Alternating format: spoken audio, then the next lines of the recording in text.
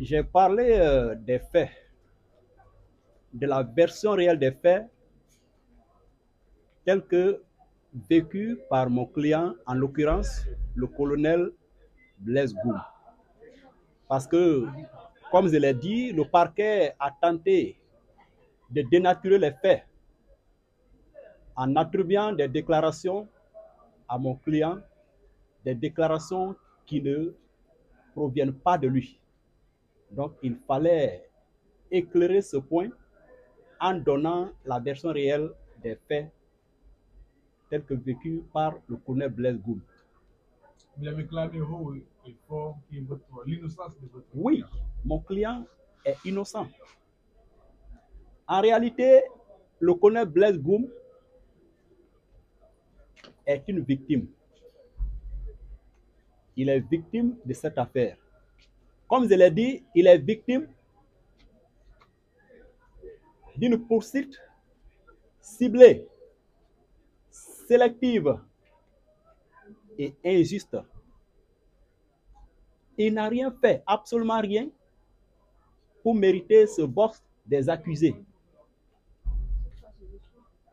3 chefs d'équipe des services spéciaux d'alors se rendent à l'esplanade du stade dans le cadre de la planification du jour, donc des opérations de patrouille diurne et aussi des opérations d'encadrement de la manifestation de ce jour en se mettant à l'arrière-plan. Et curieusement, les 2 autres chefs d'équipe, en l'occurrence M. Sori Kondé et M. Farimba Kamara, sont dans le lot ou la colonne des témoins, et c'est Blaise qui est là comme étant un accusé. On accuse Blaise de meurtre, d'assassinat, de complicité, de viol, de coups, de blessures, de violences volontaires, de vol à main armée. Alors qu'en réalité, si vous lisez les PV d'interrogatoire de ces 2 anciens collègues de service et même des confirmations faites par Sori Kondé à cette audience, vous allez voir que ce sont les mêmes faits qu'ils ont vécus et sont les mêmes faits qu'ils ont relatés. Ce jour, Blaise et ses éléments, ces 5 éléments qui étaient des gendarmes stagiaires inexpérimentés, ne détenaient aucune arme, ni bâton de protection, ni rien. Et c'est pourquoi, à l'arrivée des bérets rouges qui étaient armés, il a immédiatement demandé à ses éléments de bien vouloir replier. Parce qu'il ne pouvait pas faire un affront avec ce groupe de bérets rouges armés. Alors, maître, moi, j'aimerais savoir, dans cette phase de plaidoirie, qu'est-ce que vous déplorez depuis qu'on a commencé? Ce que je déplore, comme je l'ai dit tout à l'heure, ce que je déplore, c'est que le colonel est victime d'une poursuite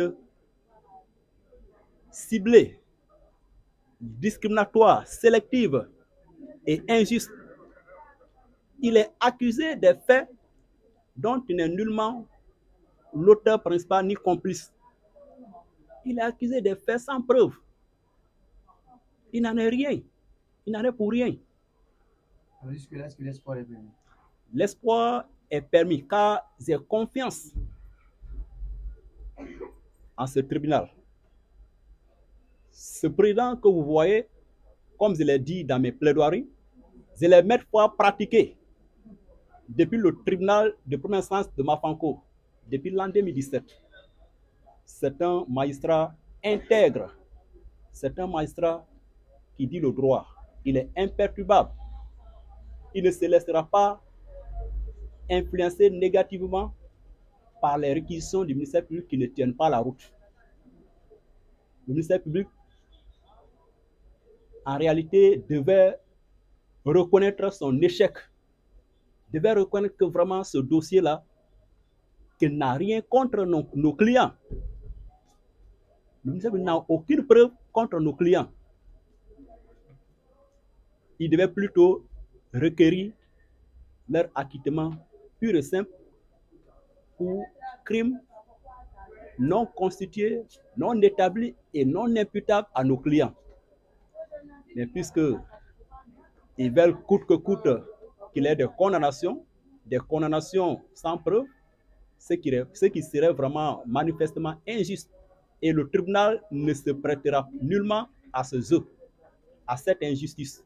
Parce que nous avons compris, comme je l'ai dit, le parquet veut se servir de ce tribunal pour commettre l'injustice, l'irréparable. Ce qui ne se doit pas.